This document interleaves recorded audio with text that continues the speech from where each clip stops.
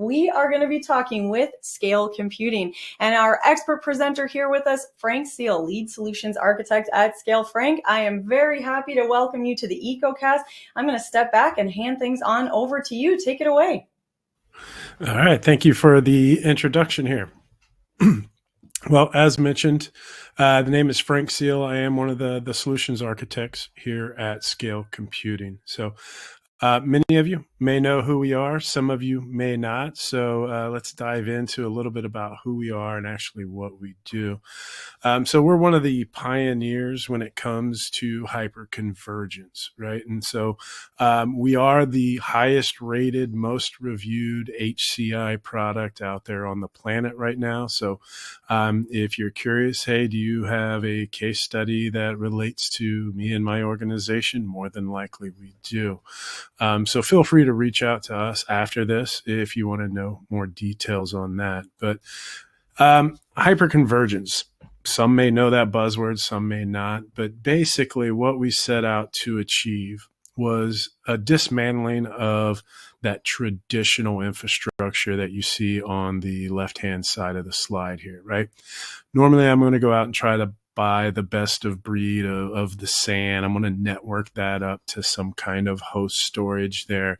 And then I typically used to have just a limited choice of hypervisors. You were kind of stuck with either Hyper-V, or I had to pony up the dollars to run VMware on top of that. And so we set out to kind of change all of that. Let's do that kind of holistic approach of making everything managed under one solution here. And so we created that hyper-converged solution where it is the servers, the SAN, the storage, all in that appliance model device there. Lots of benefits with that. One is typically I'm getting rid of all of those additional vendors and all the different patch levels and things like that. So having it all in one makes it very quick to deploy out in the field. Usually the first time you do it, it might take you an hour or so to get it up and operational. But after that, most folks do it in like 30 minutes or less to get it up and running there. The other thing, too, is the ability to spin up, deploy workloads at the drop of a hat there. We have a lot of intelligence baked in to keep it up and running, that self-healing. You can lose multiple drives, complete nodes, all of that, and all of the workloads are still up and fully functional there. But some of my favorite pieces are that single vendor support, right? I don't have 4 different phone numbers I need to call when something goes awry, right? I've got one person to reach out there, one back to pat there. The other thing too is, since our hypervisor is KVM based under the hood there, it eliminates a lot of that licensing cost, right? You know, there's all kinds of news about the Broadcom VMware stuff that's going on and the price increases. So this helps you kind of jump from that sinking ship, if you like. And overall, that brings down that TCO that everybody's looking for. But when it comes to the product, so let's talk a little bit about some of the terminology here. So we have tons of different platforms for different needs, whether we're doing just surveillance or, disaster recovery, or even just that core infrastructure or compute out at the edge. They all fall underneath what's called our SC platform. Think of this almost as the replacement for, the VMware, not Horizon, but the vCenter and all of that. And then HyperCore is our hypervisor, which is a lot like you would see with ESXi. Underneath those, there are a lot of products that kind of make up the feature set within that. And we're going to touch on a few of those to kind of see how they help, supercharge your infrastructure there today. So with that in mind, now that you know what we do at Scale, let's talk a little bit about how we protect your infrastructure and your data. So the SC platform, it's secured by design, it's secured through simplicity, but it's also secured by default. So I'm going to jump into each of these in detail, and we'll talk about the distinct categories, but they're not always mutually exclusive. So making the product secure by default and with the secure by design in the software stack leads to a very simple product to use there. So navigating the complex landscape of regulatory compliance, it's crucial for organizations that are aiming to protect against security breaches. The diverse array of standardization bodies out there, frameworks, compliance rules, they all vary widely depending on your industry, some of it even by geographic locations. So we're going to explore how the SC platform aligns with these requirements through both its design principle and the features it offers to support the operation in regulated environments there. The SC platform is designed to simplify this intricate process by embedding compliance into the core architecture of our solution. We ensure that the adherence to these standards is not an afterthought, but it's a foundational component of it. So let's look into how we achieve that here. So let's start with this first pillar, secure by design. So we exemplify the concept of secure by design. It's a principle that's evident in its integration into the hypervisor itself there. It's a stark contrast to the traditional configuration of a 3-2-1 model, right? Like where I've got a separate management server, I typically have multiple hosts, and I'm connected to some type of external storage like a SAN or a NAS. So HyperCore, which is our hypervisor, it's not just known for its operational simplicity compared to a lot of these other products, but it's also known for how it simplifies and enhances security there. Traditional setups with separate components are more susceptible to network attacks like man-in-the-middle.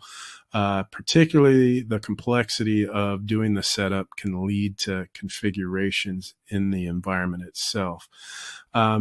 So the separate elements, whether it's the management system, whether it's the SAN or the NAS or the controller VMs, that introduces multiple attack vectors and complexity in that security management. In contrast, our hypervisor integrates web-based management directly into the system. It creates a secure, self-contained appliance. It not only reduces that attack surface, but also simplifies the security architecture, significantly lowering that risk of unauthorized access and network-based threats. When you look at those disaggregated solutions, like the server and SAN model, that they contain independent software stacks, and they often are provided by different vendors, right? So this not only complicates the security measurement, but it also places burden on patch coordination to the IT administrators. So the administrators, they got to ensure that the updates across all of these components don't disrupt the system's operations there. In some cases, that's a significant challenge that can delay those security patches just because of the compatibility concerns and the need for extensive testing there. So we believe our design philosophy is fundamentally different. We control the entire stack from the hypervisor on down. This ensures that when patches are released, they're applied across all the components simultaneously. These updates are tested as a unit before they're even released, which provides our users with the confidence to deploy them into production environments immediately. This integrated testing and update process not only accelerates response times to vulnerabilities, but also minimizes that exposure risk. So by owning and controlling this full stack and integrating the management directly into the platform, the SC HyperCore offers a more secure, reliable, and easier to manage solution compared to traditional or even other HCI models out there. The design we have not only enhances operational efficiency, but it also significantly strengthens the platform security posture, providing comprehensive protection against a range of cyber threats. The architecture of the platform, it's not limited to just SC Hypercore, which is our hypervisor, but it extends up through SC Fleet Manager. So this is our cloud-based orchestration and monitoring tool that oversees multiple sites of Hypercore clusters. This is a pivotal design in providing secure, scalable solution for fleet-wide management. One of the fundamental principles of Fleet Manager's design is the outbound-only communication strategy. We're initiating the traffic from Hypercore running on-prem behind a firewall to Fleet Manager, which is strictly outbound. This approach, it adheres to best practices for cybersecurity by shielding against unauthorized entry attempts. By allowing only the outbound connections, SC Fleet Manager significantly reduces that vulnerability exposure as there are no open gates for malicious actors to exploit from the outside. This method of connection not only secures data in transit, but also ensures that the integrity of your network is still maintained. Now let's move to Secure through Simplicity, where we'll cover many of the features related to security here. All of the features I'm about to cover have a common thread, and that is simplicity, right? They have to be intuitive enough for admins to actually implement them without misconfigurations and with full visibility to maintain it here.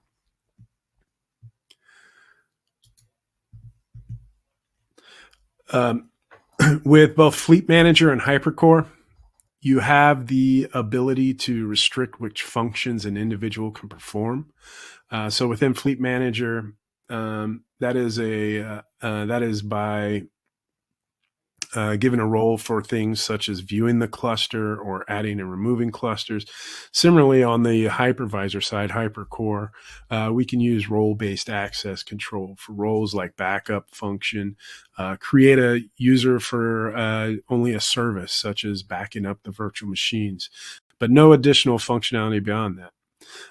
Or it's very common for customers to create a view-only role for those junior admins so they can see the activity that's going on without the ability to shut down workloads or even delete them. Security-related events and system actions, those are all audit logged in the Hypercore cluster logs. Those can also be distributed via syslog or API to a third-party SIEM tool for centralized monitoring, analyzing, and reporting there.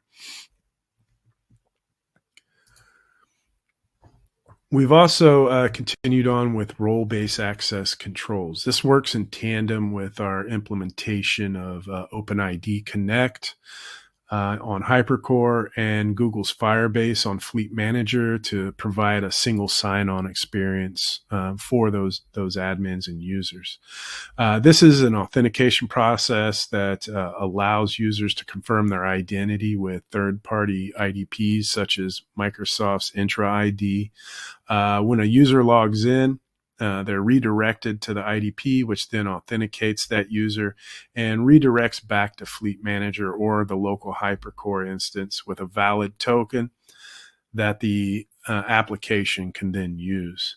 There's also support for multi-factor authentication and even integrations with popular third-party MFA providers such as Duo. These enhance the user authentication process, adding an additional layer of defense against unauthorized access attempts.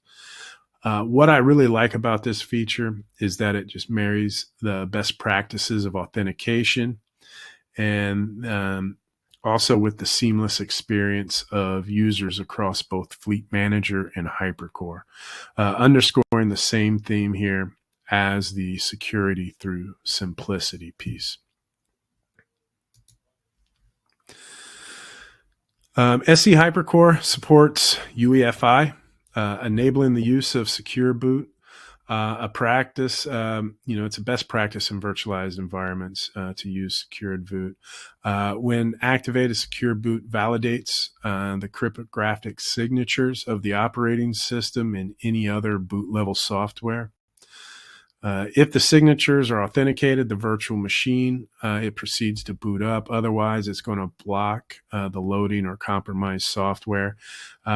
This feature is crucial in protecting against certain types of malware and unauthorized software during that boot process. Also, SE HyperCore features Virtual Trusted Platform Module, or VTPMs, if you will. It offers encryption. It offers an encryption key security comparable to physical TPMs in the servers. This functionality is essential for securing management of the keys and the sensitive data that it's protecting. It is frequently employed alongside solutions like BitLocker, Lux, to encrypt that storage within those guest environments, and therefore safeguarding that sensitive information from unauthorized users.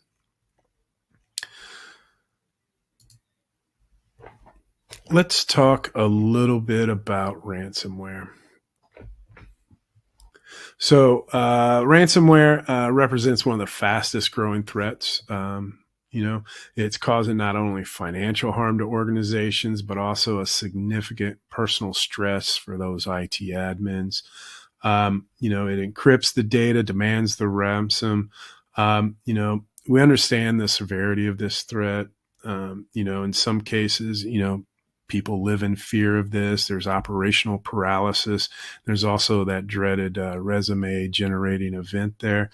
But with our design, we're able to transform these potential disasters into manageable incidents. So the snapshot technology that we have built within HyperCore, it's an immutable snapshot. It forms the cornerstone of the backups and the replication strategies. Once a snapshot is created, it's unalterable.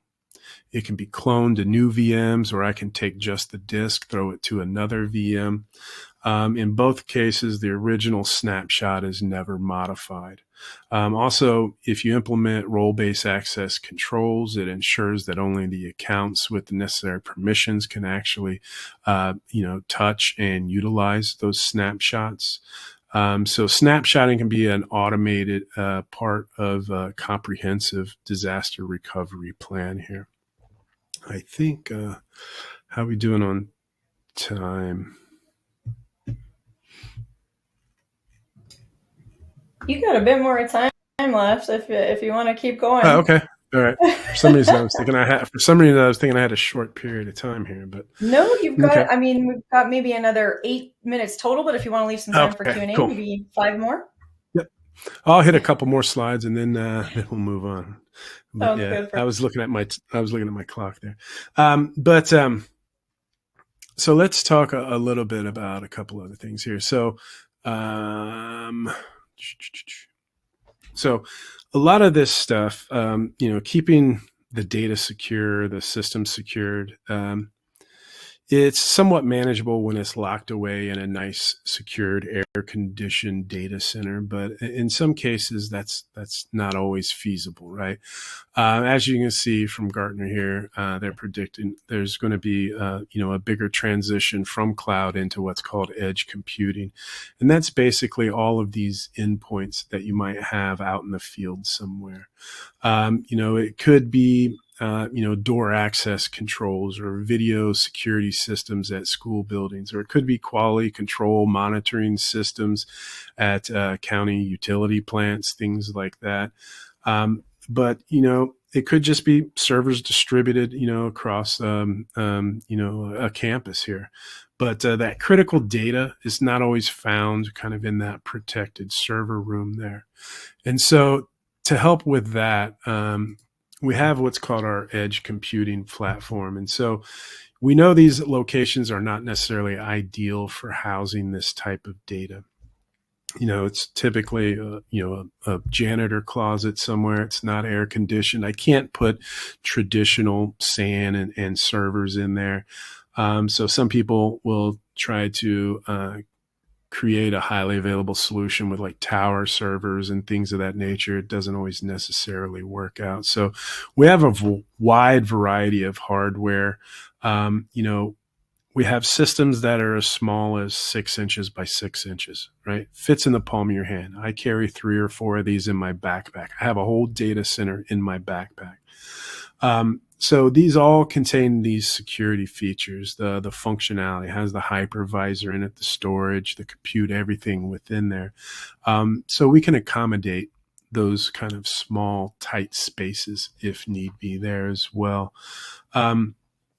Better still, they can all be remotely managed, from one single site. So we have what's called Secure Link, which actually allows you to extend your reach, your visibility into these remote sites, all from your centralized location.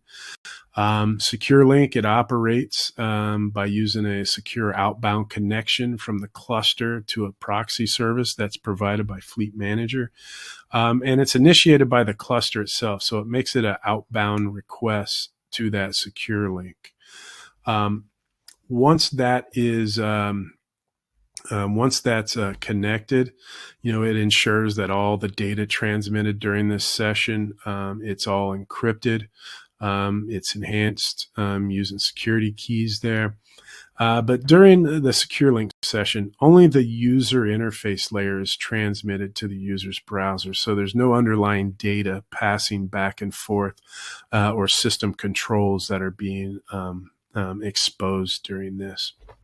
So it adheres to authentication protocols. It requires the correct credentials to do that.